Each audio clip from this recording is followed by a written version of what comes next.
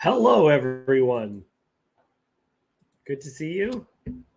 Someone else is also streaming on Jacob's channel. I don't know who it is. I haven't seen something about wood grain. I don't know, but this is the time I always do Bible study. So I'm I'm still gonna do Bible study. So if you guys want to join me in 1 Samuel chapter 7, come along. We'll start in 5 minutes.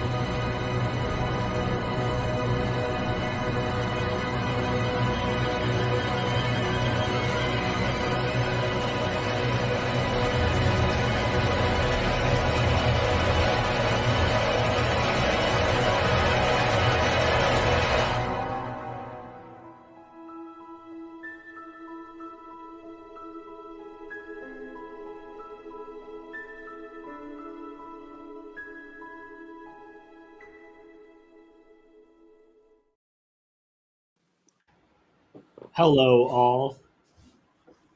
This I don't call him. I think that when I start streaming, some sort of sound occurs, and he's just like, I must, because he he will be in the other room, and if I start streaming, he's just like, it's my one chance.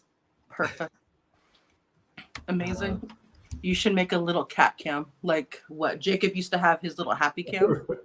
Right. Yeah, he has a space on my desk, but yeah. Yeah. Cassandra, thank you so much for coming to the Gilgamesh conversation yesterday. It was really good. I loved it. I'm really happy. I I rewatch everything I do, and every now and then I get too excited. And I was worried I was too excited for that conversation No, because it was good. I first read that book like 20 years ago, and I'm trying like to be able to have a conversation with other people about it was just very exciting. Yeah. It's nice. It's funny. Before you announced that, my husband told me, "Oh, you should join like one of the book clubs or something around here because it's like little women's book clubs." But Oh, I've looked at some online, at least. Like, I think there's a book club app or something where you can put like your things on there and have people like locally or online join. hmm. But they're usually not really reading books that I'm interested in reading. Yeah. So yeah, it's nice to have a space to talk about. Is that to ask you a personal question? There's a lot of books, from what I understand, the majority of books are sold to women. And the kind of books that are sold to women, well, you just see what is popular, right? Hmm. You look at that, it's a lot of romance, it's a lot of girl bossing. Um, is that is that am I tapping into why you don't like those things I or mean, I guess growing up, I actually really liked a lot like old books. Like in our English yeah, classes, I enjoyed reading The Scarlet Letter. I kind of liked the way it sounded. I thought it sounded cool. I right? didn't always connect as much with the more modern books because we read One Flew Over Cuckoo's Nest too, Hmm. and that one maybe it's also too because like the way the narrator was like not in his right mind too. Maybe the way it was framed, it was hard for me to get. Hmm. But I didn't like that one as much. I only recently started reading more modern books, and then yeah, the women books, the way they're marketing them now, maybe it's like the online social media book talk kind of influence. But Hmm. there's a lot of like romantasy, and a lot of it is like there's a much more emphasis on smut. Even like the book covers will be kind of cutesy looking, like it almost looks like a little YA novel or something. And then you Right, read it, and out right. of nowhere, there's like this like smut scene of the characters, like oh they finally have sex. It's like page chapter 3 or something like that. And so that aspect I kind of don't like. And then some books I just don't think the premise is interesting. I guess I don't know if it's yeah I don't know. I guess the books that are marketed widely are probably more like that. Like yeah, Right. And so that would be what book clubs would generally be, I assume. some of them I know there's like some that are more nonfiction, which I'm not really into reading nonfiction either. But I've Okay. seen some that are more nonfiction emphasis or something. Just because I have it next to me, I can't remember who I've told to purchase this, but I am dedicated. I'm one of the people dedicated to the that this book is dedicated to. It is a because I helped edit it and did some story changes. So it is a novel that my friend Mike wrote. I think it's wonderful. I don't know. Other people might have differing opinions. It's very difficult to do a book club too because you need to make sure everyone has enough time. Like when my wife reads a book, it will be nothing at all and then all done in a week and a half. She'll read like 2 chapters, it'll sit there for like 3 months, and then she'll pick it up again and it'll be done in a week. Yeah, with Gilgamesh, I read most of it within a couple days, and then I waited like a week and a half to finish it until like maybe a day or two before the thing. I Yeah. don't know, but yeah, yeah, I feel that. Yeah. Well, I've been watching a lot more movies from like the 90s. And one of my favorite movies is The Fly, which is from 85, 86. And that movie is 90 minutes long. And I was Netflix actually, because my wife and I watched a bunch of 90-minute 90s movies. Netflix actually started recommending it, where it's like, these movies are only 90 minutes long. I was just like, remember when we could do that? We could watch just 90 minutes and you could go on with your day. Like you didn't have to sit down for hours upon hours. You don't need a book that's like the Bible. It could just be the Epic of Gilgamesh, like, Yeah. read this in 2 hours and then get on your way. Yeah. Marketing, I think, messed with a lot of the way movies and books are now. Right. Well, let's get into the text. We're going to be in 1 Samuel chapter 7. Michael tells us that he will be there soon. Adam says that my father kept buying me books he didn't read, which participated in ushering my puberty. That's one of the things I heard about, like, the James Bond books, because people would buy them being like, oh yeah, I like those movies, and not realize that there's a lot of sex in those books. Yeah, Adam made a bunch of comments on the video it's posted on Jacob's channel. I got to read it. Adam is a thoughtful dude. Dude? Did I just assume your gender, Adam? Adam Dillinger. I think you're allowed to call everyone a dude. Like, you wouldn't be insulted if I called if you came on and I said, "How you doing, my dude?" You'd feel fine about that. Okay.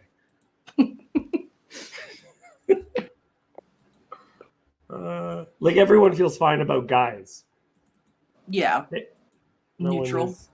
Yeah. Male, in every language, male is neutral. Male means male or female. Female only means females. Right? That's how Spanish works. Yeah. And even in the Bible, every single time it says brothers in the letters of Paul, it could mean brothers and sisters. It's just the word for brothers means brothers and sisters, but sisters only mean sisters. I was going to say, yeah, what's the female version of brethren? I don't know. Actually, I don't know the answer to that. Brethren, yeah. But it works the same in Hebrew, because in Hebrew you'll say, like, the Israelite will sometimes appear as sons of Israel.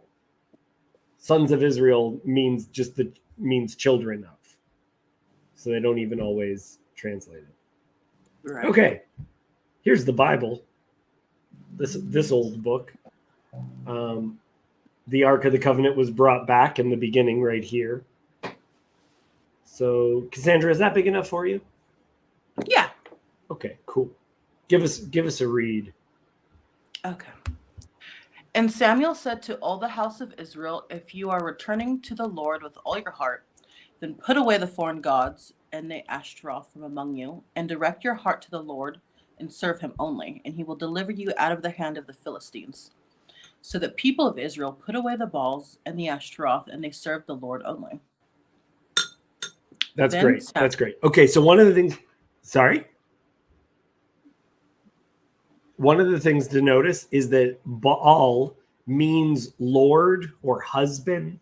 In fact, in Jewish marriage rituals to this day, there's a special statement which is said, and when describing the man as the husband, it refers to him as Baal, as sometimes people pronounce it, but in Hebrew you'd pronounce it Baal. So put away the Baals, plural, because you could have different regional gods. You could describe all of the gods in a pantheon as Baal, even though there also becomes an individual god called Baal, which we use this all the time because it's a term like God.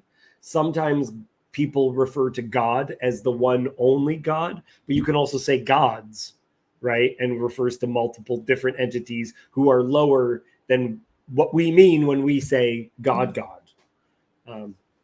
Yeah.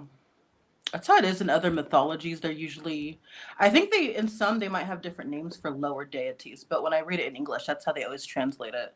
Like this guy is a low deity. He's not a powerful or main one. Well, and people have even said that you can translate God as spirit being depending on when it comes up. Because when the ghost of Samuel gets called up in the Witch of Endor, he's a god. Says, I see a god coming up. It's the same word to describe God. Yeah, I saw a thing online where people were arguing about what good translations of the Bible there are because they didn't like the way that line was translated when it says gods or God or looks like a god. Yeah. They felt very trustful of certain, I guess, ways of saying it. Yeah, Adam, I think you are completely right. Where he says, come on, show. Says, it seems they put away their differences. Baals and Ashtaroth could stand for being partisan of a dual side. Yeah, so this idea that they have multiple allegiances, even this idea that he's calling them to repentance. So the Ark of the Covenant being taken away is showcasing that they were never real worshipers. And so this is calling them to a higher standard. Which means that these people who were willing to come to listen to the prophet were also people who had, like, they listened to the prophet of Adonai, but at home they had, they had a couple of different statues. That reminds me, I remember I had a world religions study class, where they talked about, I guess was it in Russia or maybe a smaller state in Russia, where the governor there talked about that he had erased religion. They're completely atheist. But then after he died, after the communism, I guess, went away or something, everybody took out like their religious like stuff. They took out the crucifixes and everything. That were so like they had hidden. never Yeah, they had never really, they got rid of it because like the government made them and stuff like that, but they had never really parted with it. They still had it, and then it all came back out after that whole part of history was over. Yeah, that's an interesting idea, is like all these people who have become followers of the one true God, when they're in the land, they're like, how much for that statue? I'll have it in the back room just in case. Just in case. Yeah. I guess it's part of like culturally entrenched ideas and ways of doing things. Yeah. Yeah. Okay, do you want to read the next section? Mm-hmm. Then Samuel said, "Gather all Israel at Mizpah, and I will pray to the Lord for you." So they gathered at Mizpah and drew water and poured it out before the Lord and fasted on that day and said there, "We have sinned against the Lord." And Samuel judged the people of Israel at Mizpah. Now when the Philistines heard that the people of Israel had gathered at Mizpah, the lords of the Philistines went up against Israel. And when the people of Israel heard of it, they were afraid of the Philistines. And the people of Israel said to Samuel, "Do not cease to cry out to the Lord our God for us, that he may save us from the hand of the Philistines." So Samuel took a nursing lamb and offered it as a whole burnt offering to the Lord. And Samuel cried out to the Lord for Israel, and the Lord answered him. Perfect. Let's pause right there. First off, that is what we call a Freudian slip. You saying Philippines. the Filipinos. They're fighting the Filipinos. Yeah, so they're meeting at this place where specifically they are going to be blessed. And remember, all this story about how the Ark of the Covenant was taken, we haven't really gotten a story since then, right? So the last time they went against these people, they lost horribly, right? And so they're praying to God, they're asking for God to be on their side, but what they are used to is them losing. And last time it seemed like God didn't show up like he promised. Now, he never promised. They were trying to force his hand, remember. But this is an interesting image. Let's just finish up this one little section because I had to cut you off. As Samuel was offering up the burnt offering, the Philistines drew near to attack Israel. But the Lord thundered with a mighty sound that day against the Philistines and threw them into confusion, and they were defeated before Israel.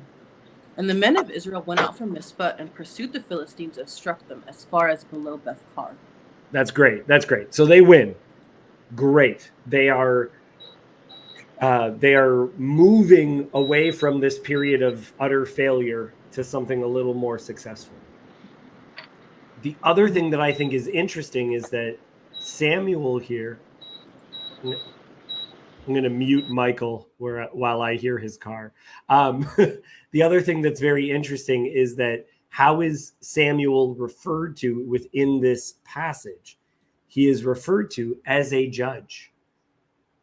So it's really connecting Samuel with these characters that were judges. The period of the judges were coming out of there. And in the next chapter, the people are going to request a king. So you can see him as this character transitioning from kingship, from judges to kingship. What would the difference between a judge and a king be? I don't know. Someone asked me this before, and I really wish I knew. And I really wish I had a couple of Jews around who would tell me. Yeah, I was thinking, because on one of the talks, I think it was Hezi, he was saying something like when a king is considered valid is like he's recognized by the people and by God. Right. And I was thinking, well, that's what happens with Samuel early on, because everybody regards him as like a true prophet. Right, and right. Prophecies come true and stuff, and he has like a certain amount of authority over people. So, yeah, I was curious about what the real difference would be. There's no hereditary transfer of power for judges, not implicitly anyway. Oh, that's a good point. It could happen. But... Is that how all the kings operated though? Because I know there's like some groups it seems like they would choose them rather than inherit it. Or maybe kings that's are definitely different. a thing. I mean, like in the Roman Empire, there might be people who were close relatives, or maybe even just like trust. Like in the Roman Empire, the Caesar would adopt whoever the next Caesar was going to be. So, which is kind of interesting, just when you get to the whole like Jesus times, and the whole issue of adoption. But yeah. This is particularly interesting because I think that's part of the controversy that occurs when David marries Saul's daughter. Because if you marry a princess, what are you? Right? Sometimes that's what people would do to show they had legitimacy to rule. So Saul does this so that he can keep David close, but as he does that, he also is giving David legitimacy to take over. It's an interesting little thing. While I still remember, in the mid-2000s, there was a show called Kings on NBC. You can still watch it, I think, for free on the NBC website. And I liked it, and I watched it, and no one else did. So, what's the Marvel character with the metal arm? The Winter Soldier. Oh. The Winter Soldier. That guy is in it. He plays Jonathan. Oh, okay. Sebastian Stan. Yeah. Jonathan is gay in this. I'm not going to pretend he's not. It's not 100% perfect or great. I'm fine that they made that decision. Whatever, guys. Still pretty good. You give me a better version and I'll like that one more. Michael, you seem like you might be the only other person who may have seen that show. Did you ever watch NBC's Kings? No, I had no idea that existed. I mean, I would give it a try. But, it's interesting. I do keep saying that whenever people complain about Bible media or Christian media, I always just say, if you don't like it, make a better one. But they want to say, like, no. We're just going to go back to hymns because those are something we have figured out how to do well. So Did you guys ever watch Blue-Eyed Samurai? I was talking about this the other day. Did you guys watch Blue-Eyed Samurai? no. So the same person who made Blue-Eyed Samurai made Kings.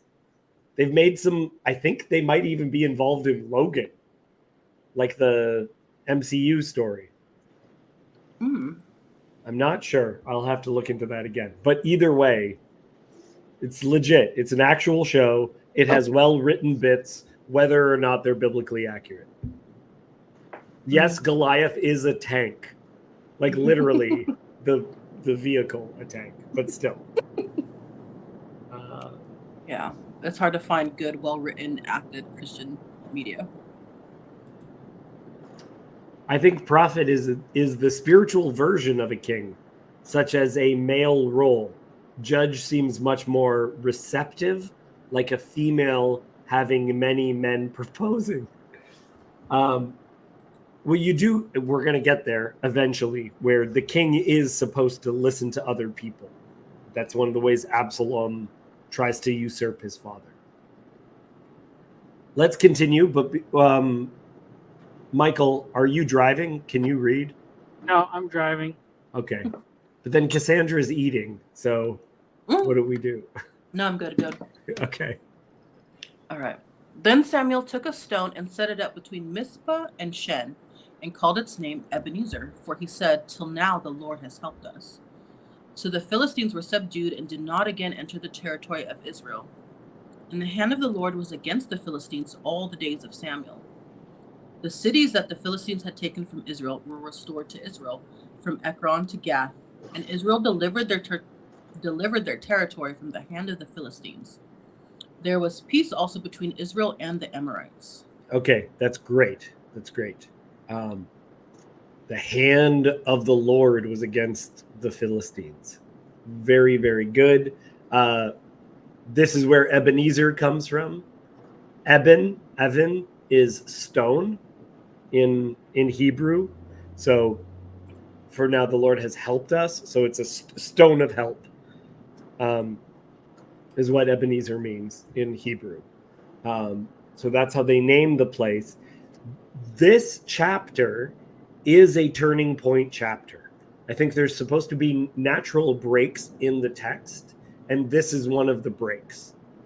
You have this first section, and then you have this. When you come across something that is a summary of everything that has happened or everything that will happen, that's how you know you're in one of these literary, where the literary style is indicating this. So that's what's happening. They haven't defeated Goliath. They haven't defeated the Philistines. But this section we're in right now is like a summary of everything. So if you only read up to here, it would be enough. You'd know what happened for the rest of the book, or for the rest of the life of Samuel. Does that make sense?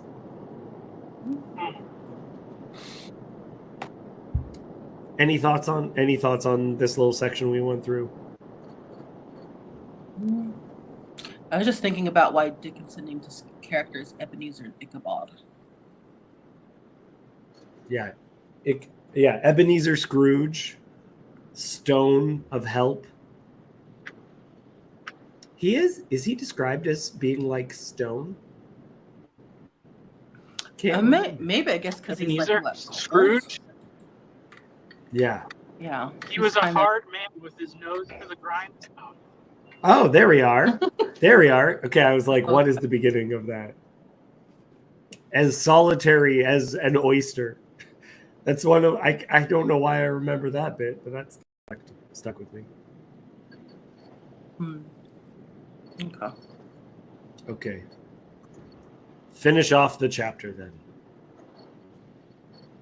Samuel judged Israel all the days of his life, and he went on a circuit year by year to Bethel, Gilgal, and Mizpah, and he judged Israel in all these places.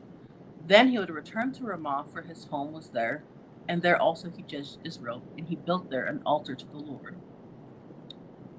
So he's going about. I like this aspect where he's a traveler. He's like bringing the justice from place to place, right? A mobile guy, but you could meet him at his home in Rama. Mm-hmm. I don't have anything else on to add. horse. What you was think that? Gilgal is like Gilgamesh? Oh, I don't know. I don't know if there's a connection there. Because that's how I was shorthanding it in my notes. Because I don't want to write his name over and over. It is a bit of a name.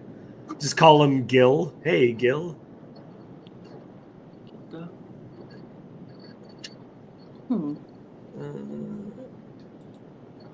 I'm going to have to look into this separately. I'll get back to you on what Gilgal is about. Put it in the Blue Letter Bible and look it up. I'm so terrible about geography. I hate it.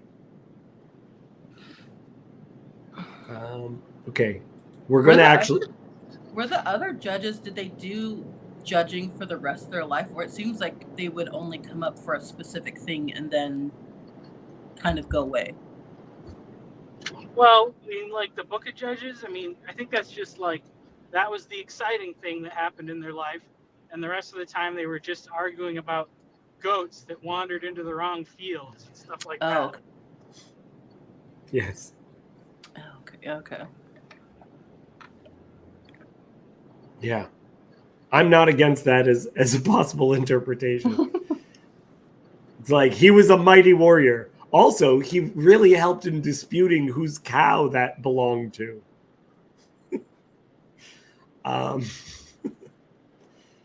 Okay, let's go into the next chapter because I think this is all one kind of section. So that's the end of section 1, and this is the beginning of the second section of 1 Samuel. Go ahead, Cassandra. When Samuel became old, he made his sons judges over Israel.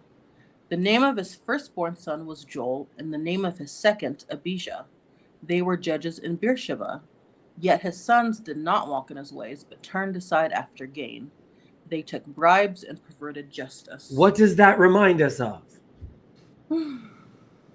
Yeah. Repeat. Isn't it interesting, too, that it's two? Well, okay, for those who don't know what we're referring to, Cassandra, what are we referring to? Eli and his sons? Eli and his sons, Hophni and Phinehas, right? Where they were bad.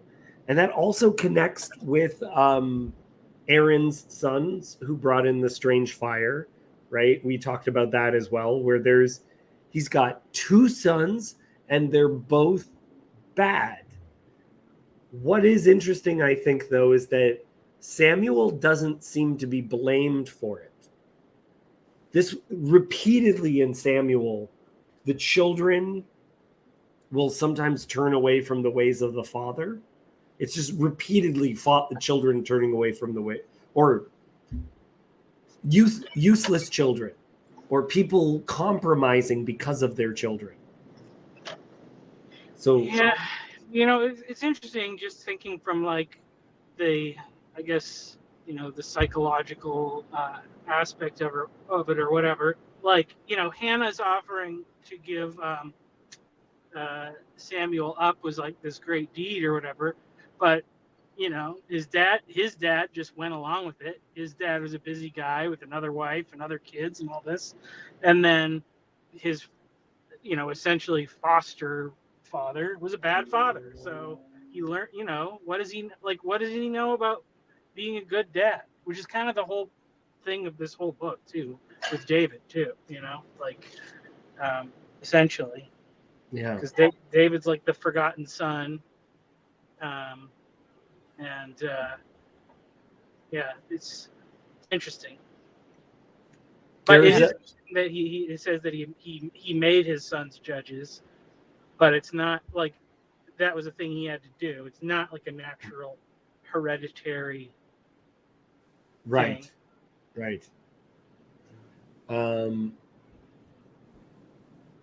Would his sons have become priests anyway?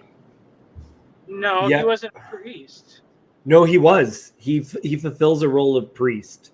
That's why he's able to be in the the tabernacle. But is he a Levite? I don't know where it actually gives his genealogy. Kezi says that he is a Levite, but I don't know where in the text. It hasn't said that in the text, so I'm not sure. I do Adam have is saying the book yeah. of all the genealogies of the Bible at home. I can look it up. It's a pretty cool Adam, book. I know, I trust you.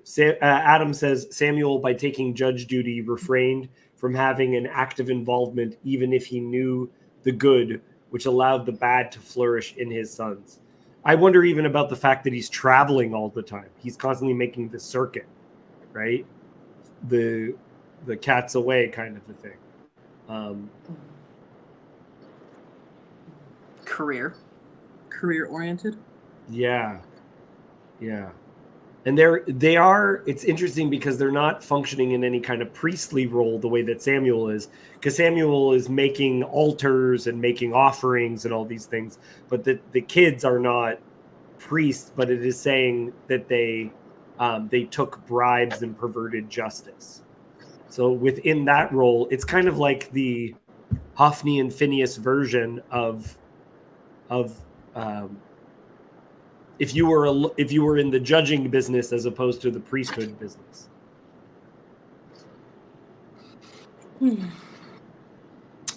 Yeah, it seems like it's harder to get the next generation to be like the initial one. Yeah. How do you get them to be the same as where they came from? They didn't experience it. They didn't see it. Because there's a lot of stories of like God chooses them or something and has like kind of contact with them, but then they're kids. It doesn't really say if there's anything like that, but they end up falling away. Yeah. But I don't know if they don't have that connection, that confrontation with God, like everyone else does in the story. Yeah, for sure. Okay, let's continue.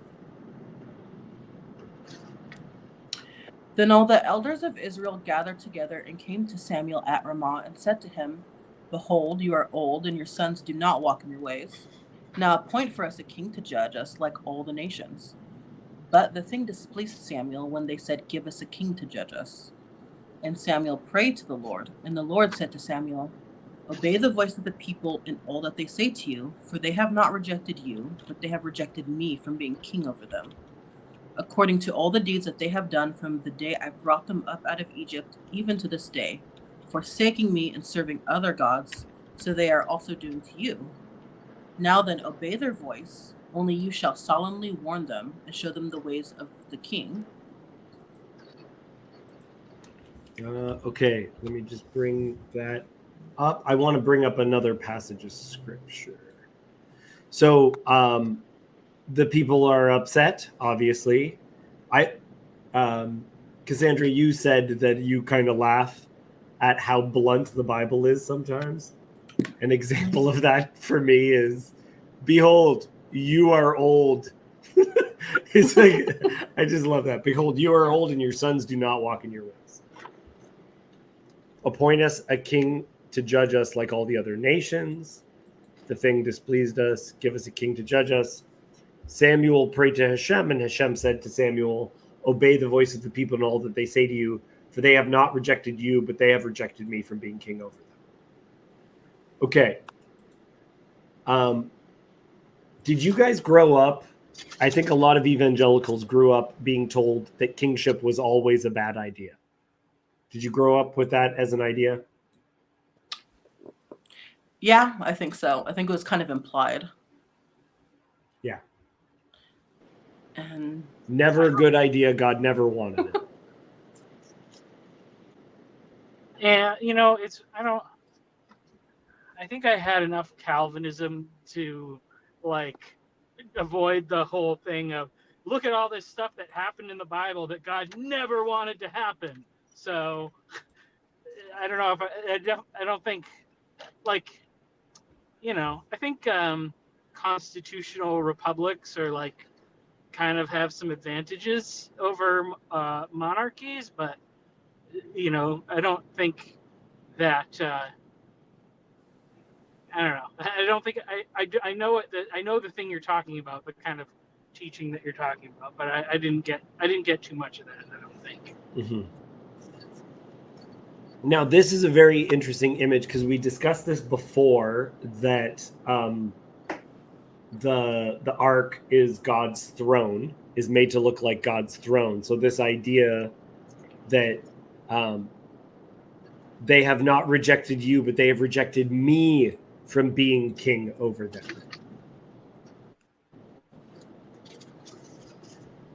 So it's a rejection of God as king. And the last verse that I don't think you could read before. Actually, No. just read 8 to the end there.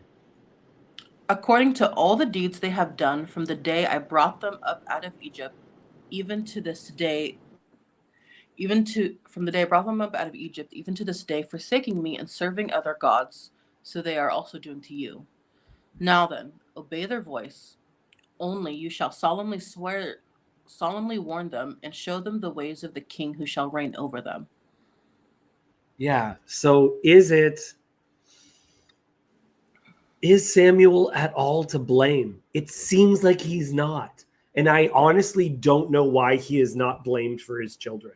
Because everyone else, in the way they compromise, in the way that their children make mistakes, the parents are blamed continually. Samuel is the only person where this isn't the case. And I don't get it. This is a bit that I don't understand.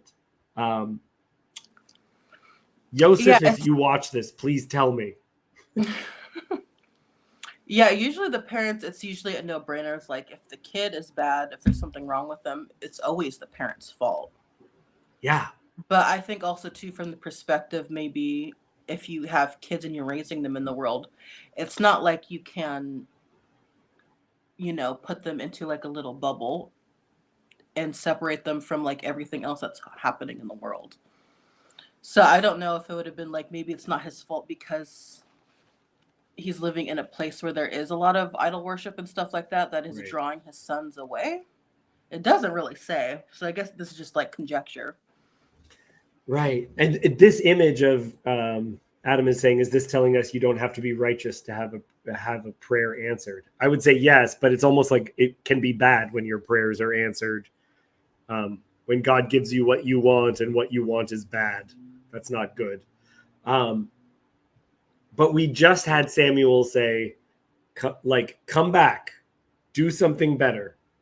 Like, move away from what you are being pulled between. Get rid of the idols. Follow God with your whole heart. What immediately happens after that is that then they're demanding a king. So it seems lined up that we're looking at these people that are being pulled back and forth. So it shouldn't be too surprising when they ask for something that's a bad thing to ask for. Ooh, we have an Antichrist conversation.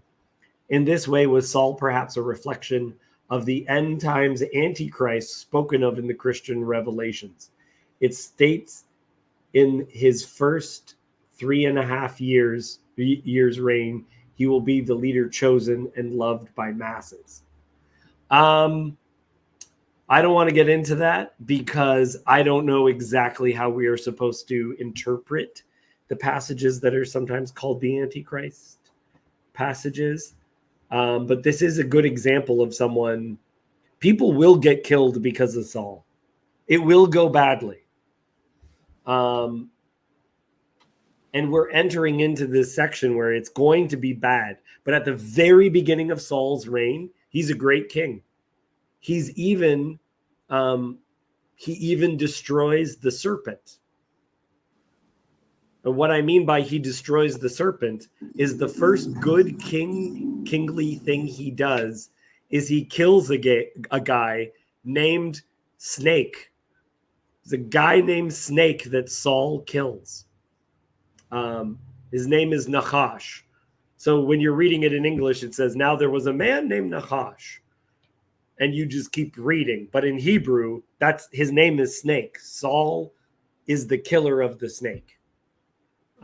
but it turns pretty quickly. It sounds like Saul had a short reign too, at least the way it's told. Yeah. Is this a Tower of Babel episode in human form? I mean, maybe. That might be a really good way of talking about it. The people it's again them forcing, trying to make this work. And so there's going to be a collapse because of that.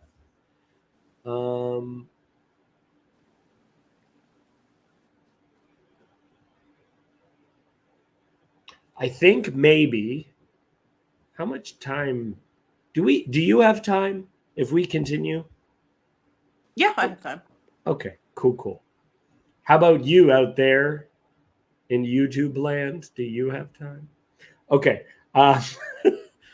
Then let's continue reading. So Samuel told all of the words of the Lord to the people who were asking for a king from him. He said, "These will be the ways of the king who will reign over you. He will take your sons and appoint them to his chariots, and to be his horsemen, and to run before his chariots. And he will appoint for himself commanders of thousands and commanders of fifties, and some to plow his ground and to reap his harvest, and to make his implements of war and the equipment of his chariots. He will take your daughters to be perfumers and cooks and bakers. He will take the best of your fields and vineyards and olive orchards and give them to his servants. He will take the tenth of your grain and of your vineyards and give it to his officers and to his servants. He will take your male servants and female servants and the best of your young men and your donkeys and put them to his work. He will take the tenth of your flocks, and you shall be his slaves. And in that day you will cry out because of your king, whom you have chosen for yourselves. But the Lord will not answer you in that day." Woo! What do you think about that, Cassandra? Yeah, this feels pretty ANCAP. Like, yeah, because they already have to. It's like they're choosing a form. I don't know if they would say governments, but they're choosing something that will put a burden on them and on their families. Right. And then also maybe even invite. I mean, they already have a lot of wars, but there's something about a king too that he has to maintain military. And it seems like maybe would even invite more of that kind of like fighting and dying and all of that. Well, and for some of them, even if they're not dying in battle, he's going to conscript them to be his servants and his slaves. Yeah. So this is like the king's yoke would be much heavier than God's, because he's asking for certain things, but it's not near to what the people would have to take on in order to have a king. That's right. Okay, let me read a section. So this is from Deuteronomy chapter 17. Deuteronomy 17. Laws concerning Israel's kings. Okay, so this is from the book of Deuteronomy. When you come to the land that the Lord your God is giving you, and you possess it and dwell in it, and then say, "I will set a king over me, like all the nations that are around me." You may indeed set a king over you, whom the Lord your God will choose. One from among your brothers you shall set as king over you. You may not put a foreigner over you who is not your brother. Only he must not acquire many horses for himself, or cause the people to return to Egypt in order to acquire many horses. Since the Lord has said to you, "You shall never return that way again." And he shall not acquire many wives for himself, lest his heart turn away, nor shall he acquire for himself excessive silver and gold. This is a great passage. This passage, I think, is how you're supposed to interpret a lot of other passages. What's his name? Solomon, before he makes any other mistakes, he goes down to Egypt and gets a bunch of horses. So it seems directly being linked to this. He has the multiple wives, the issues that the multiple wives have. It says in this passage that we were talking about today, like all the nations that are around you. right? That they're demanding that same thing. It's a power of the world thing. Instead of being set apart from the world. That's right. And this secondary part is how they would be set apart. So I want you to read 18 to the end of this chapter. This to me is incredible. This is how Israel's king was going to distinguish himself. And when he sits on the throne of his kingdom, he shall write for himself in a book a copy of this law, approved by the Levitical priests. And it shall be with him, and he shall read in it all the days of his life, that he may learn to fear the Lord his God, by keeping all the words of this law and these statutes, and doing them, that his heart may not be lifted up above his brothers, and that he may not turn aside from the commandment, either to the right hand or to the left, so that he may continue long in his kingdom, and he and his children in Israel. So the king was to, by hand, write a copy, make a copy of the book of Deuteronomy, and he would study that every single day of his kingship. It was to be approved by the Levitical priest that he did an accurate job copying it. And that would be his own, he would have a study Bible that was his handwritten copy of Deuteronomy every single day, immersed in God's word. Like, think about that. Think about the level of devotion that God is requiring of his king. Can you imagine if Donald Trump made a copy of any book of the Bible to make sure he was held to that level of moral, that he had that level of morality, that he had that level of God's justice? Can you imagine anyone in power doing such a thing? Yeah, that's quite a. I mean, that's a big standard. That's a good one. Yeah. Yeah. I mean, that's interesting too. Not even just reading it, but he has to hand copy it, so he has to be in it that deep. So deep that he's written every word out individually. That's one of the. I know some actors, and sometimes when we're in a play, one of the ways that they memorize lines is by writing them out by hand. Because when you write it, it's really in your head in a way that it's not when you're just reading someone else's words. And can you imagine? You make a mistake. You gave it to the Levitical priest. He goes, "You made a mistake." In verse 24, do the entire chapter again.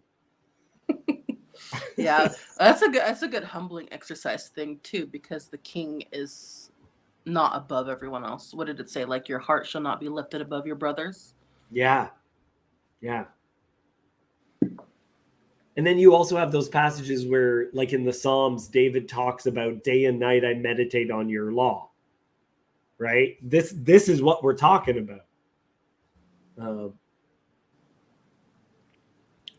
Right. Huh. Yeah. So looks like Samuel is saying God will have to dwell in that king and by descending, the burden on people will become too high. I'm not exactly sure what he means by that, but I remember when I don't know how I'm supposed to understand this. I remember when I was in Egypt, tied from the belly button and being drowned to death in amniotic fluid. What is happening? What is this? Do you understand this, Cassandra? Help me to understand. I don't know. What were we? I don't know when he made this Drawn comment. to death in amniotic fluid. I don't remember mentioning any of this. Okay, but so this is, you can see a prophetic warning in Deuteronomy about what the king will be like. And all of the kings will be held to this standard that they'll deliberately do it. And as best we know, besides that psalm from David, nobody's doing this. Hand copy. Yeah, it's interesting. So in the way a kingship is kind of top down, because there's like, he has like power, authority, responsibility, and validation from God. But then because he has to go to the priests and stuff and have that authority over him, Right. and read it and study it too, like other people would have to do. There's also kind of maybe a more bottom up aspect to that. That's right. Yeah, it's both. It needs to be both. Yeah, it's a very, very interesting image. And we're going to get to what happens when someone has failed. How do you undo that failure if you've anointed that person as king? Because David respects the office so much that David does not kill Saul even when he repeatedly has the ability to do it. He like leaves it to God's judgment. Okay, and let's finish up the this chapter going back to Samuel, shall we? But the people refused to obey the voice of Samuel, and they said, "No, but there shall be a king over us, that we may also be like all the nations, and that our king may judge us and go out before us and fight our battles." And when Samuel had heard all the words of the people, he repeated them in the ears of the Lord. And the Lord said to Samuel, "Obey their voice and make them a king." Samuel then said to the men of Israel, "Go every man to his city." Yeah. Look at this passage. He goes and tells them all to the Lord. What does this mean? What does this mean? He goes and goes, okay, I know you know everything, but let me tell you what happened. You know what I mean? Mm-hmm. Jumping right from that passage in Deuteronomy, no, but there shall be a king over us, that we may be like all the other nations, right? Like it's repeatedly stated in both passages. Sometimes if you take a Bible, like a class in university, they will refer to what follows Deuteronomy as the Deuteronomistic history. And this is why, because Deuteronomy is how you understand whether or not something is good or bad in the rest of the Old Testament. So that is the standard. That's how we're going to understand what's going on. And yeah, one of the worst things that can happen is that you get your prayers answered when your prayer is bad. That's what's happening. Yeah, go out before and fight our battles. I wonder about that, because do they really need a king? I mean, do they think they'll be more successful maybe with a king? Yeah, give us a commander, give us and the guy they get it says he is from the shoulders. Like everyone else comes up to the tallest guy you could find, come up to Saul's shoulder. He is a head taller than everyone else. He's a big dude.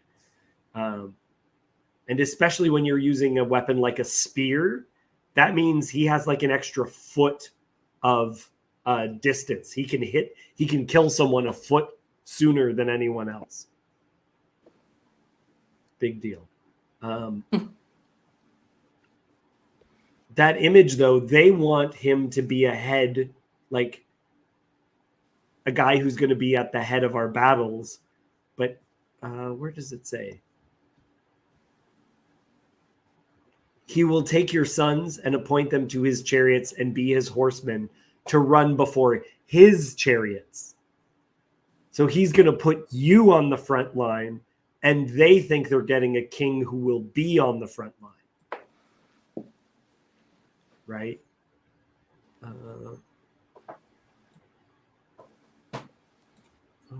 Yeah.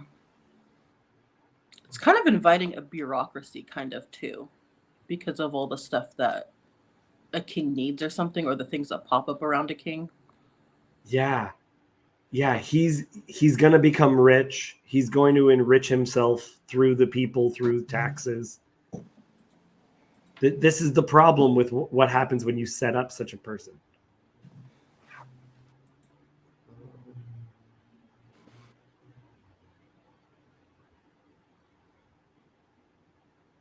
I think that's all. So that's basically where it ends. And then the next section, we're going to meet who would be king later on, who is Saul, who again begins good, but this is the setup.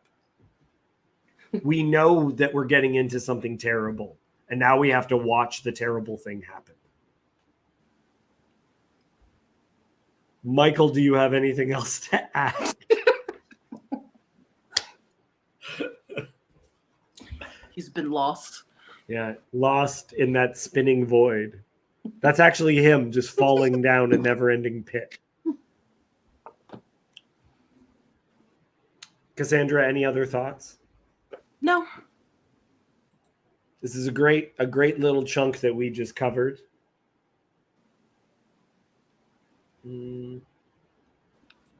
Okay, this Adam has clarified himself.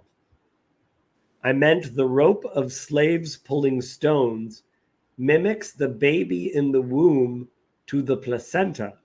It's like history enacts birth of humanity as a collective soul. Wow. Okay. That is an interesting perspective. I also think that there's an image of, we talked about Hophni and Phineas have Egyptian names. And it seems like the image of the king becoming a slave master, that he's going to make you slaves again, is this idea of you're trying to defeat Egypt, but you're going like you want it the way that Egypt is, and what you're going to get is a pharaoh. That's what you're going to get. You're going to get a pharaoh who hardens his heart and won't listen to the voice of God, because that's what you asked for. Good luck, buddy. Good luck. Yeah, because a king also kind of centralizes things. Yeah. I think it was Adam who before said, yeah, is this a Tower of Babel episode in human form? That's a great way of describing what Saul is like. Yeah. I mean, Saul doesn't really start out, well, I guess maybe he's successful, but I mean, his introduction is kind of, it seems like there was a sign to the way that he was anointed that this was not going to go well. Yeah. Yeah, it's good. That's the bit we're going to talk about next. He does have some early success, but there is a image all throughout the Bible of the failure of the first. Right? The firstborn son, like Ishmael is Abraham's firstborn son, not Ishmael, right? Same thing with Judah, same thing with like Judah's children, same thing. Like it repeatedly occurs where the second one is actually who the real success is. And we're going to see that even in the kings. The first one is a failure.